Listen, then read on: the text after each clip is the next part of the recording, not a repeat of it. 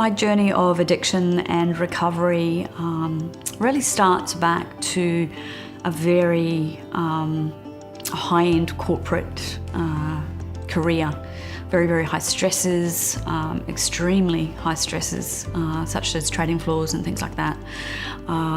Really started off as a workaholic and really exhausted myself and became adrenally fatigued over years and years and years. And obviously coming from that corporate background, over the years,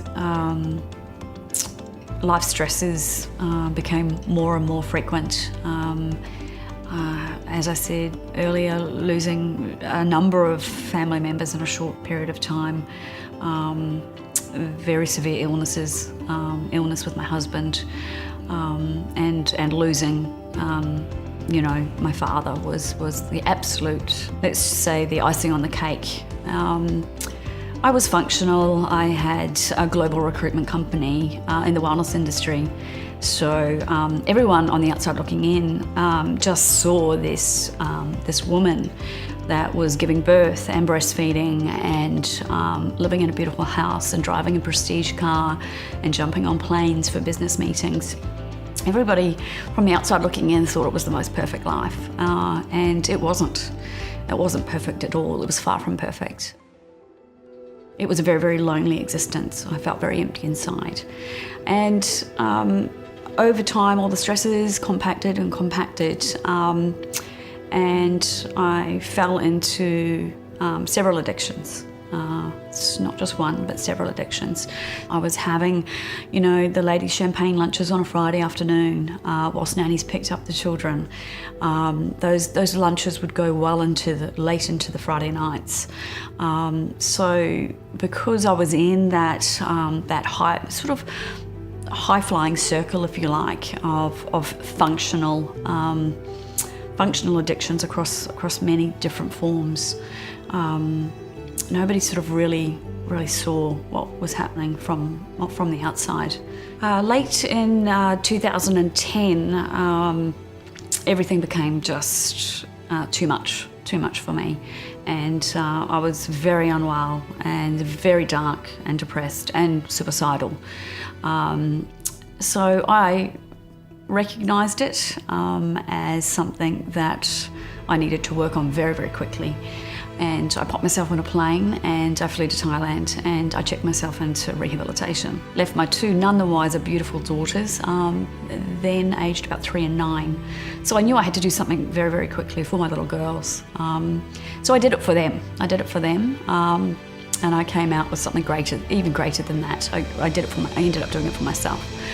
So I spent five weeks in some really intensive rehabilitation under one of the best rehab centres that was known at that time.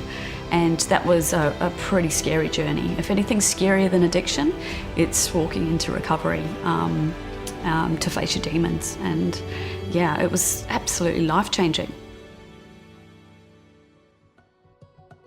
Ever since I returned from rehabilitation, life has thrown challenges at me. And although not perfect, my life not perfect, I have come a long way since my rehabilitation experience. I think the first 12 months post-recovery is the hardest. We think rehabilitation's hard, 4 or 5 weeks, 60 days, 90 days. It's actually the first 12 months is the hardest journey, coming back to those toxic circles, coming back to those friends, those friendship circles, coming back to the friends that are using, or the friends that are drinking, the friends that are on prescriptive drugs.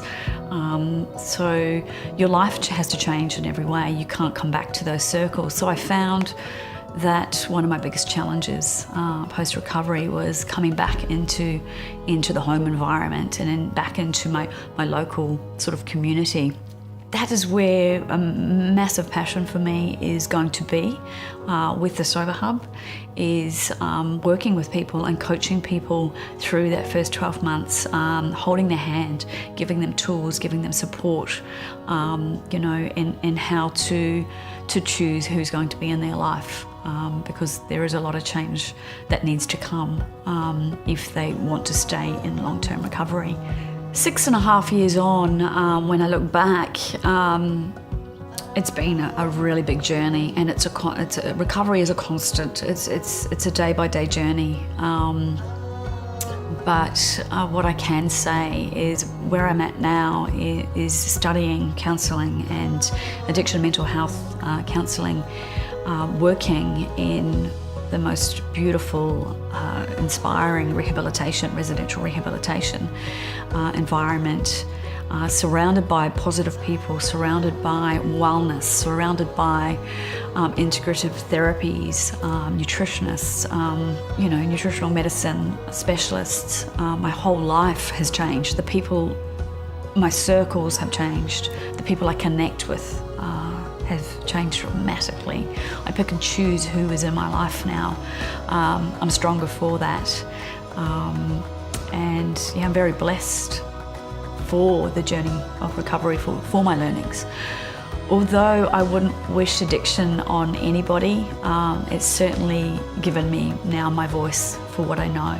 And what I'd like to share with my clients as a recovery coach is that vulnerability is perfectly imperfect.